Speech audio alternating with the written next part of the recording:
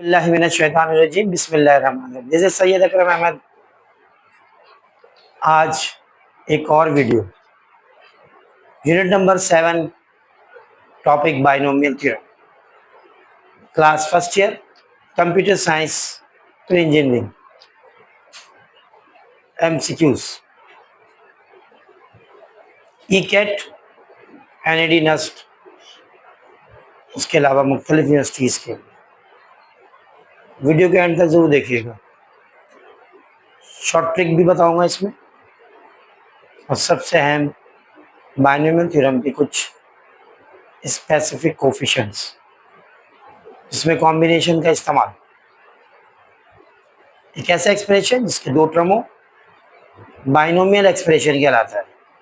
तो जब किसी बाइनोमियल एक्सप्रेशन पे n पावर हो यानी होल एक्सपोनेंट n हो, ये कंडीशन है कि n should be positive integers. उसके नंबर ऑफ टर्म्स क्या होंगे, उसके टोटल कितने टर्म्स होंगे बाइनोमियल एक्सपेंशन में। Most commonly objective a plus b is raised to the power n. It means the total number of terms will be a plus b whole power n is n plus 1। यानी जो भी exponent है उसमें 1 add कर देंगे। तो पहला objective ये हमारा, the number of terms in the expansion of a plus b whole exponent 10। It means यहाँ पे n की वैल्यू 10 है तो total number of terms will be 11। इसी तरह से बाइनोमियल एक्सपेंशन के अंदर टोटल नंबर ऑफ टर्म्स एक ज़्यादा होने की वजह क्या है? एक सिंपल वजह, इसके कोफिशिएंट जो होते हैं वो कॉम्बिनेशन के फार्मूले से स्टार्ट होते हैं। NC0 the coefficient for the first term, NCn the coefficient for the last term. इसका मतलब फर्स्ट टर्म का कोफिशिएंट NC0 होता है जिसकी वैल्यू 1 होती है, इसीलिए a plus b whole power 2 में a स्क्वायर का कोफिशिएंट 1 होता है और आखिरी टर्म b स्क्वायर का कोफिशिएंट भी 1 होता है। यानी NC0 और लास्ट टर्म का कोफिशिएंट NCn, तो NCn कॉम्बिनेशन में इसकी वैल्यू भी 1 के बराबर। तो कॉम्बिनेशन का फार्मूला यूज होता है कोफिशिएंट में बाइनोमियल में।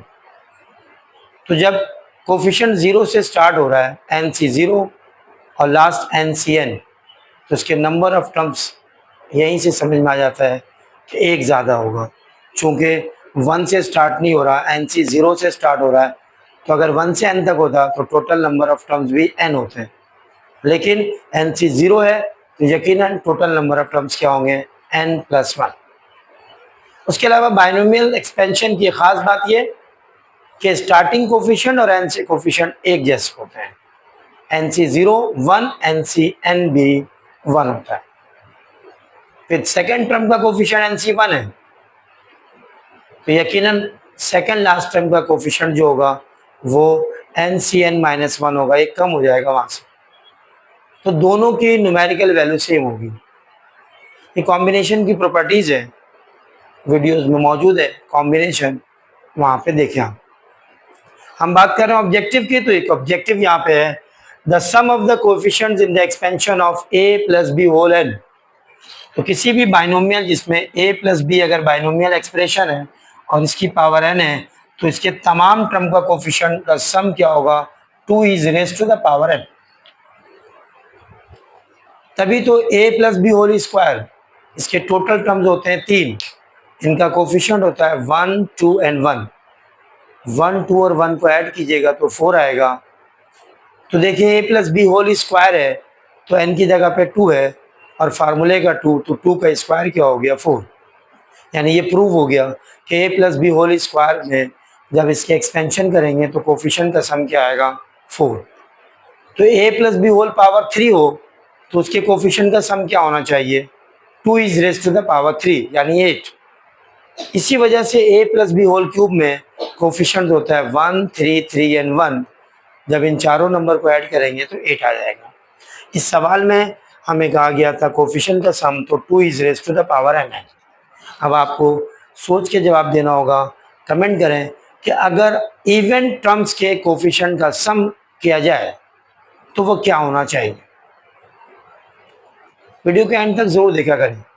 बहुत सारे शॉर्ट ट्रिक, एनईटी के पास पेपर्स या मुख्तलिफ यूनिवर्सिटीज़ के टेस्ट के अंदर जो ऑब्जेक्टिव आते हैं उनको भी डिस्कस किया जाता है। उसके अलावा the term independent of x in the expansion of binomial series के अंदर या बाइनोमियल एक्सपेंशन के अंदर एक ख़ास बात, जब यहाँ पॉजिटिव इंटीजर हो तो ये बाइनोमियल एक्सपेंशन के अंदर बाइनोमियल थ्योरम में आता है।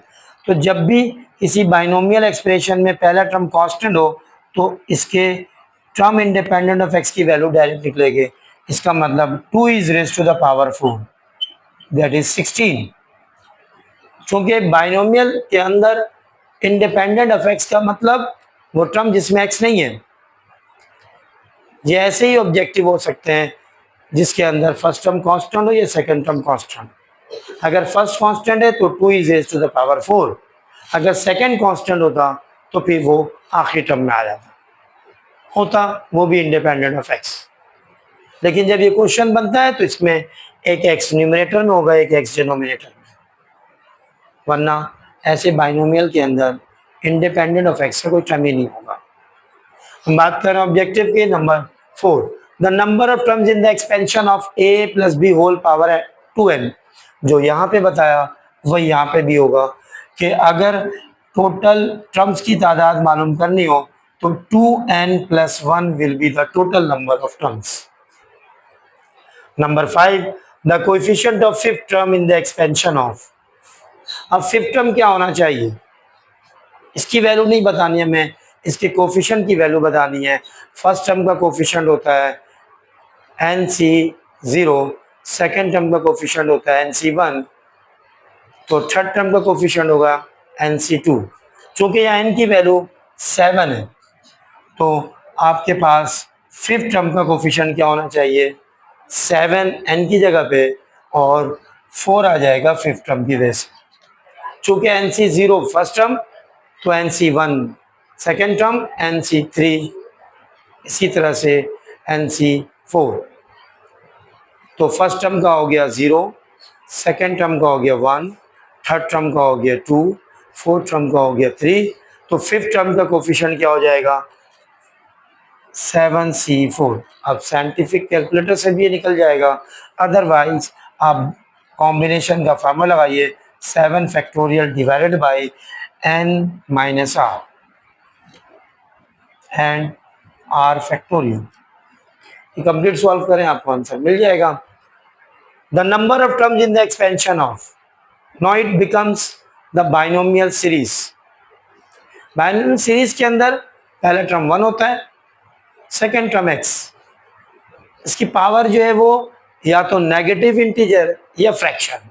तो जब भी किसी बाइनोमियल सीरीज की बात की जाएगी तो यहाँ पे आपके पास माइनस का या फ्रैक्शन का होगा नंबर। तो ऐसे तमाम ऑब्जेक्टिव में आंसर क्या आएगा, नंबर ऑफ टर्म में इनफाइनाइट, यानी इसके टर्म्स की तादाद फाइनाइट नहीं होती।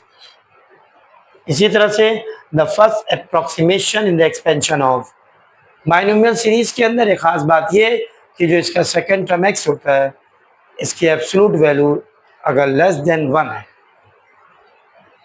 यानी -2 का एब्सोल्यूट निकालेंगे तो +2 हो जाएगा। तो इसीलिए बाइनोमियल सीरीज के अंदर अगर x बहुत ही छोटी वैल्यू हो तो इसके अंदर अप्रोक्सीमेशन का टॉपिक पढ़ा जाता है। तो अगर कोई नंबर 1 से छोटा हो उसके ऊपर स्क्वायर लगाएंगे तो वो मज़ीद छोटा हो जाएगा, क्यूब लगाएंगे तो उसकी वैल्यू और कम हो जाएगी। तो जब फर्स्ट अप्रोक्सीमेशन की बात की जाएगी तो इसको इस तरह से लिखा जाएगा 1 + nx। उम्मीद करता हूँ कि जैसे तो तमाम वीडियोस के टॉपिक्स क्लियर होते हैं, इसी तरह से ये बाइनोमियल थ्योरम के भी ये लेक्चर समझ में आएगा। वीडियो को आप एंड तक ज़रूर देखा करें, लाइक करें, सब्सक्राइब करें और फैमिली और फ्रेंड के ग्रुप में शेयर करें। अल्लाह हाफिज़।